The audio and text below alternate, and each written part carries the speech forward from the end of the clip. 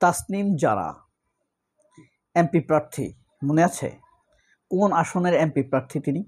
আপনারা কি এক কথায় বলতে পারবেন? তাসনিম জারার কথা মনে থাকলেও তাসনিম জারা কোন আসনের প্রার্থী ছিলেন সেই কথা কিন্তু অনেকেরই মনে নেই। ঠিক বলেছেন, ঢাকা ৯ আসনের এমপি প্রার্থী ছিলেন তাসনিম জারা। তাসনিম জারা একটা ফিগার, বাংলাদেশের অলমোস্ট সামাজিক যোগাযোগ মাধ্যমে কানেকশনে থাকা সব মানুষই তাসনিম জারাকে চিনে এবং খুবই অল্প বয়সে তিনি বিশ্ববরেণ্য ফিগার বলতে পারেন। খুব মেধাবী একজন ডাক্তার, তিনি চিকিৎসা বিজ্ঞানীও আপনি তাকে বলতে পারেন। শুধু তাসনিম জারা নয়, ঢাকায় অনেক তারকা প্রার্থী হেরে গেছেন যারা জেতার মতো। ভাগ্য দুর্ভাগ্য, আল্লাহর লীলা খেলা, ইলেকশন ইঞ্জিনিয়ারিং সব কিছু মিলিয়ে অনেকে সংসদে আসতে পেরেছে, অনেকে পারেননি। কিন্তু প্রশ্ন কি জাগে, জাতীয় সংসদ নির্বাচনে, সর্বশেষ নির্বাচনে, ব্যতিক্রম এই নির্বাচনে, গণ উত্তাল এই নির্বাচনে যারা হেরে গিয়েছে তারা এখন কি করে? কে কোন কাজ নিয়ে ব্যস্ত আছে? কোনো ধারণা আছে বা জানতে ইচ্ছে করে? সবার ব্যাপারে ইচ্ছা না হলেও কিছু কিছু প্রার্থীর ব্যাপারে নিশ্চয়ই জানার ইচ্ছা জাগে, যেমন তাসনিম জারা, মেঘনা আলম, নাসির উদ্দিন পাটোয়ারি, আমিনুল ইসলাম, ফুটবলার আমিনুল হক নাকি আমিনুল ইসলাম, তারা এখন কি কাজে ব্যস্ত?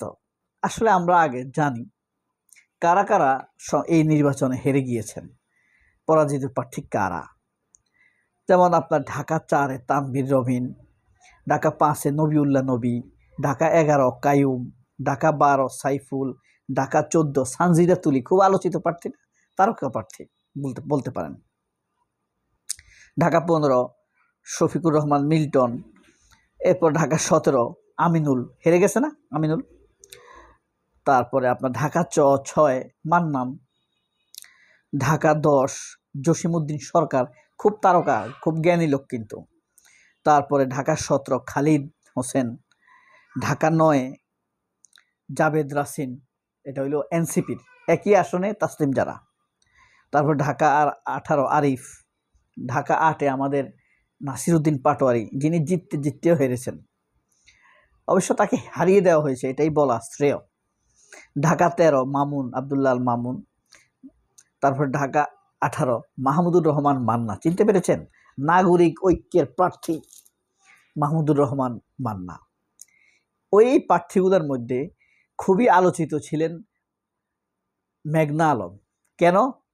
জনপ্রিয়তার জন্য না, তিনি সারা ঢাকায় তার আসনে মাত্র 9 ভোট পেয়েছে। সবগুলো কেন্দ্র যোগ করে তার ভোট হয়েছে কয়টা? 9টা। কিন্তু তিনি ভোট চাইছেন কিভাবে? মাথায় মুকুট দুলিয়ে, গা ধুলিয়ে হাঁটতেন রাস্তায় আর ভোট চাইতেন। এরা হলো একটা ট্র্যাপ, ডিপ স্টেটের ট্র্যাপ, এদেরকে দিয়ে মানুষ ট্র্যাপে পালায়। মেঘনা আলম, ইসরাফিল, কি ইসরাফিল এটার নাম, লিনা ইসরাফিল, এরা হইলো তরুণদেরকে ট্র্যাপে ফেলে। লিনা ইসরাফিল কিভাবে সারোয়ার তুষারকে ট্র্যাপে ফেলেছে নিশ্চয়ই আপনাদের মনে আছে। তবে এর মধ্যে সবচাইতে সর্বাধিক জনপ্রিয় প্রার্থী আপনি বলতে পারেন SM খালেদুজ্জামান। তারেক রহমানের সাথে প্রার্থী হয়েছে, যে অনেকে বলে সে জিতেই গেছে, কিন্তু তারেক রহমানের মর্যাদা রক্ষার জন্য খালেদুজ্জামানকে হারিয়ে দেওয়া হয়েছে, অনেকে এরকম বলে। তারপরে নাসির উদ্দিন পাটোয়ারি, তাসনিম জারা। তো এক্ষেত্রে যেমন শফিক মিল্টন, তাকে মেয়র বানানো হয়েছে, সে এখন মেয়র, প্রশাসক, মেয়র প্রশাসক। তারপরে আমিনুল, ফুটবলার আমিনুল, তাকে এখনো প্রতিমন্ত্রী করা হয়েছে। আসলে জনগণ যে তাকে হারাইছে আমিনুলকে, জনগণের সিদ্ধান্ত সঠিক ছিল, কারণ মন্ত্রী হওয়ার পরে সে যতগুলো সিদ্ধান্ত নিয়েছে সব ভুয়া। সে তারেক রহমানের কন্যা জাইমা রহমানের সম্মান হারিয়েছে, তার নামে মিথ্যা কথা ছড়িয়েছে, তাকে ট্রলের পথ করে দিয়েছে এই আমিনুল। সে মিথ্যা কথা বলছে জাইমা রহমান নাকি চেলসি ফুটবল টিমে ফুটবলার হিসেবে চান্স পেয়েছিল লন্ডনের, মিথ্যা কথা। এরপরে মানুষ জাইমা রহমানকে নিয়ে তারেক মনোয়ারের সাথে ওই যে ওয়াজ করতো, নানান রকম ট্রল করা শুরু করে দেয়। এরপরে এখন সে কি করলো, আমাদের সবার স্বপ্নের ক্রিকেট বোর্ডকে তছনছ করে দিয়েছে। আমাদের আমিনুল ইসলামের মতো একজন দুর্দান্ত দেশপ্রেমিক এবং তারকা ক্রিকেটার, যেখানে ক্রিকেট বোর্ডের দায়িত্ব নিয়েছেন, তাকে অপমানজনকভাবে সেখান থেকে সরিয়ে দেওয়া হয়েছে। অর্থাৎ আমিনুল জিতলে তার কাছ থেকে আমরা ভালো ফল পেতাম না। জনগণের রায় সঠিক ছিল আমার ধারণা। এরপরে আপনার ধরেন নাসিরউদ্দিন পাটোয়ারি, তিনি কি করছেন? তিনি খুবই ব্যস্ত আছেন তার সাংগঠনিক কর্মকাণ্ড নিয়ে। তিনি মিডিয়াতে, সামাজিক যোগাযোগ মাধ্যমে যথেষ্ট সরব। আর তাসনিম যারা এখন এই যে তিনি ব্যস্ত আছেন, মানুষের সাথে সাক্ষাৎ করছেন, যাচ্ছেন, প্রয়োজনে বিদেশ যাচ্ছেন, হ্যাঁ, তার ব্যস্ততা আছে। তিনি একজন চিকিৎসক মানুষ, মোটামুটিভাবে তার পেশাদারি হলেও তিনি মানুষের পাশে আছেন। মাহমুদুর রহমান মান্না, তিনি টক শোতে ব্যস্ত আছেন, সাক্ষাৎকার দিচ্ছেন এসব, এবং সাংগঠনিক কাজ নিয়ে তিনি ব্যস্ত আছেন।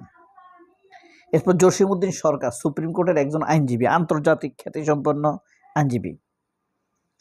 হ্যাঁ, তারপরে আছে আপনার কাইয়ুম, বাড্ডা আসনের যে কাইয়ুম ছিল, তিনিও হেরে। সানজিদা তুলি, তিনি কিন্তু নিশ্চিত ধরে নিতে পারেন এমপি হবেন, যদিও এই তিনি উচ্চ কক্ষ বলি অথবা আপনার